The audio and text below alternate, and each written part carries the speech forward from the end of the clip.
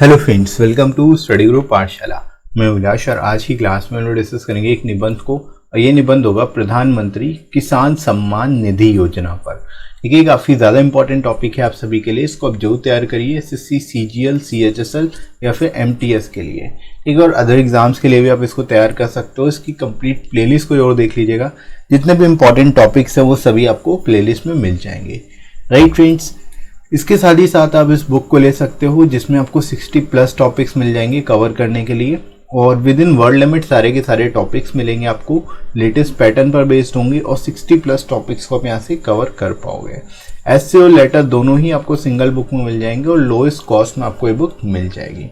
Right friends, 30% आपको additional discount भी मिल जाएगा।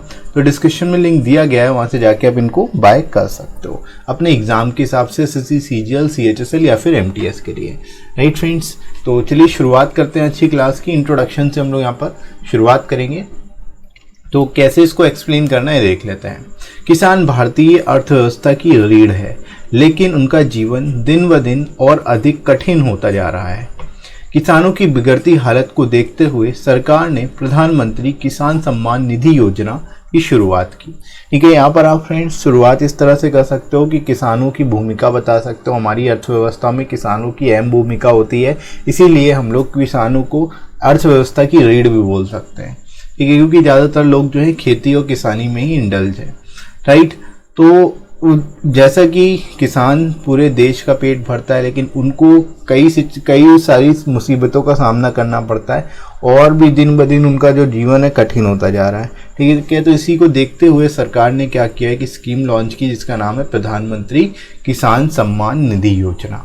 राइट, यह योजना 1 दिसंबर 2018 से प्रभावी हो गई थी, लागू हो गई थी। ठीक है, लागू हो गई है। इस योजना के माध्यम से छोटे और सीमांत किसानों को सुनिश्चित आय सहायता प्रदान की जाएगी। ठीक है, तो यहाँ पर फ्रेंड्स आप बता सकते हो इस योजना की शुरुआत कब से की गई, 1 दिसंबर 2018 से की गई। राइट, और इस योजना के माध्यम से जो स्मॉल एंड मार्जिनल फार्म है उनको आय सहायता प्रदान की जा रही है। राइट, और कंटिन्यूसली प्रदान की जाएगी। तो इस तरह से यहाँ पर आप शुरुआत कर सकते हो इस टॉपिक की, यहाँ पर इस तरह से इसको एक्सप्लेन कर सकते हो। राइट फ्रेंड्स, आगे मूव करते हैं बॉडी सेक्शन में ही। इस योजना के तहत किसान परिवारों को प्रतिवर्ष 6,000 रुपए की आर्थिक सहायता उपलब्ध कराई जा रही है। ठीक है, इसमें 6,000 रुपए जो है आर्थिक सहायता प्रदान कर रही है सरकार। यह आय सहायता 2,000 रुपए की 3 समान किस्तों में लाभान्वित किसानों के बैंक खातों में प्रत्यक्ष रूप से हस्तांतरित की जाती है, ताकि संपूर्ण प्रक्रिया में पारदर्शिता सुनिश्चित की जा सके। ठीक है, आप ये भी बता सकते हो ये जो 6,000 रुपए मिलते हैं किसान परिवारों को, वो 2,000 रुपए की 3 किस्तों में मिलते हैं। ठीक है, और ये जो अमाउंट है डायरेक्टली उनके बैंक अकाउंट में आता है, बैंक खाते में आता है। ठीक है, और डायरेक्टली उनके जो खातों में ये जो राशि है उसको हस्तांतरित किया जाता है, ताकि जो प्रक्रिया है इस पूरी संपूर्ण प्रक्रिया में पारदर्शिता लाई जाए और ट्रांसपेरेंसी लाई जा सके। राइट, तो इस तरह से यहाँ पर आप इसको लिख सकते हो, इसके बारे में बता सकते हो योजना के बारे में। राइट, आरंभ में यह योजना केवल 2 हेक्टेयर से कम जोत वाले लघु और सीमांत किसानों के लिए ही शुरू की गई थी, किंतु 31 मई 2019 को कैबिनेट द्वारा लिए गए निर्णय के उपरांत यह योजना देश भर के सभी किसानों हेतु लागू कर दी गई है। ठीक है, इस योजना का वित्त पोषण केंद्र सरकार द्वारा किया जा रहा है। अब आप फ्रेंड्स यहाँ पर बता सकते हो शुरुआत जब की गई थी दिसंबर में 2018 में इस योजना की, तब केवल 2 हेक्टेयर से कम कल्टिवेबल लैंड के जो स्वामी हैं, ऐसे बेसिकली किसानों को ही के लिए ही ये योजना थी। लेकिन बाद में क्या किया गया, जो यहाँ पर 2 हेक्टेयर की जो कंडीशन थी उसको ख़त्म कर दिया गया। अब सभी किसानों के लिए जिनके पास लैंड है उन सभी को इसके अंतर्गत जो है इस योजना के अंतर्गत जोड़ा गया है। उन सभी को बेसिकली जो है इसके अंतर्गत लाभ पहुंचाया जा रहा है। राइट फ्रेंड्स, इसके साथ ही साथ आप ये भी बता सकते हो कि केंद्र सरकार द्वारा ही इसको वित्त पोषण किया जा रहा है, यानी पूरी फंडिंग जो है वो केंद्र सरकार ही दे रही है, राज्य सरकार का यहाँ पर कोई भी हिस्सा नहीं है।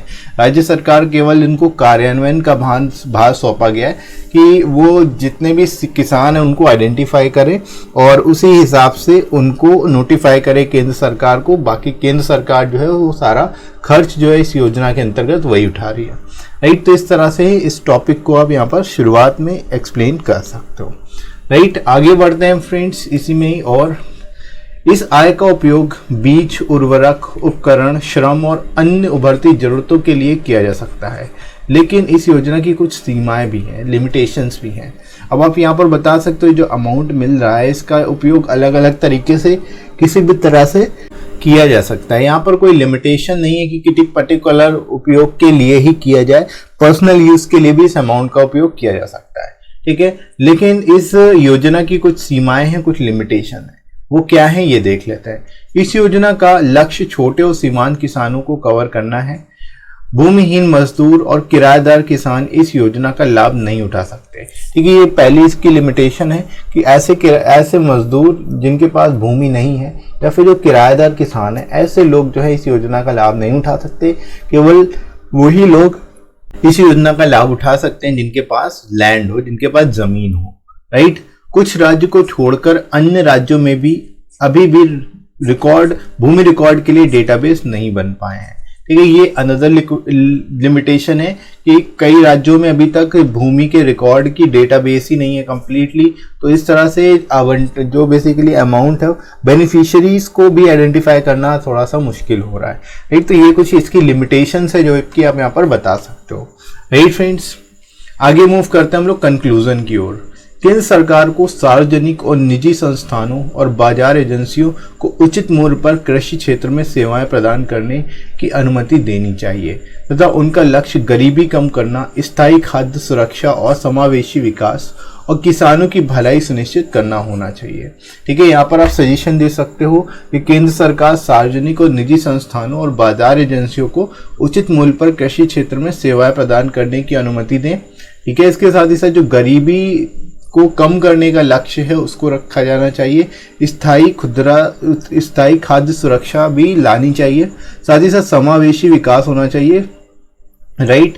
साथ ही किसानों की जो भलाई है उसके लिए काम करना चाहिए ताकि कोई भी किसान जो है भूखा ना सोए या फिर बेसिकली गरीबी में ना जिए, राइट। तो यहाँ पर आप इस तरह से सजेशन दे सकते हो उसके रिगार्डिंग कि क्या क्या बेसिकली यहाँ पर काम किए जाने चाहिए ताकि जो है सिचुएशन बेटर हो सके, राइट फ्रेंड्स।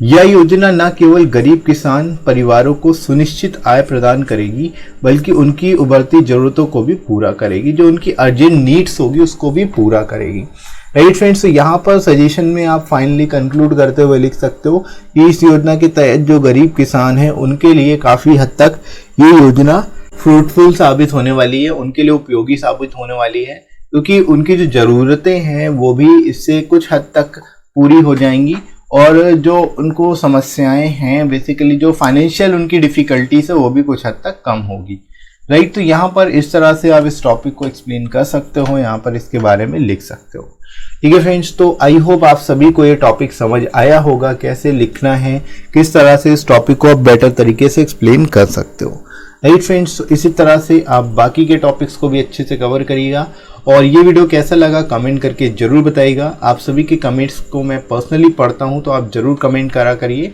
और आपको वीडियो कैसा लगा कमेंट करके बताइएगा ज़रूर और लाइक कर दीजिएगा इस वीडियो को। अगर आपको ये वीडियो हेल्पफुल लग रहा हो तो शेयर कर दीजिएगा अपने सभी दोस्तों में ताकि वे सभी भी इन सभी वीडियोज़ को एक्सेस कर सकें।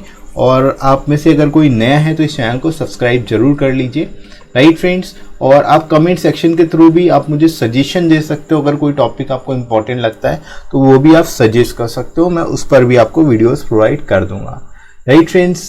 तो अभी के लिए इतना ही, नेक्स्ट मिलते हैं अगली क्लास में। Thanks for watching.